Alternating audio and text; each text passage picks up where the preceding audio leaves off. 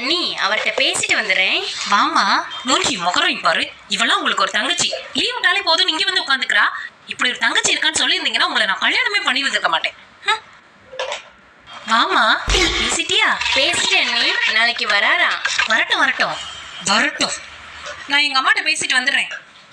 மூஞ்சியும் முகரையும் பாரு. ஏனே உன் டேஸ்ட் இவ்வளவு மட்டமா இருக்கு? இதைத்தான் கல்யாணம் பண்ண போறேன்னு தெரிஞ்சிருந்தா நான் அந்த கல்யாணத்தையும் நிறுத்திருப்பேன். நீயா தேடிக்கிட்ட தானே? நல்ல அனுபவி. வாங்க அண்ணி, அம்மாட்ட பேசிட்டீங்களா? பேசிட்டேன். ஆபீஸ் கால் வந்திருக்கு, பேசிட்டு வந்துடுறேன். ஏன் அண்ணி உங்க டேஸ்ட் இவ்வளவு மட்டமா இருக்கு? இவனை போய் கல்யாணம் பண்ணிருக்கீங்க. இவனே ஒரு கஞ்ச பேசினாரி. கல்யாணத்துக்கு முன்னாடி நான் என்ன கேட்டாலும் வாங்கி தர மாட்டான். ஆமாமா, ஒரு வாரத்துக்கு முன்னாடி 10 பவுனுக்கு ஒரு நெக்லஸ் கேட்டேன். இப்போ வரைக்கும் வாங்கி தரல. கஞ்ச பேசினாரி.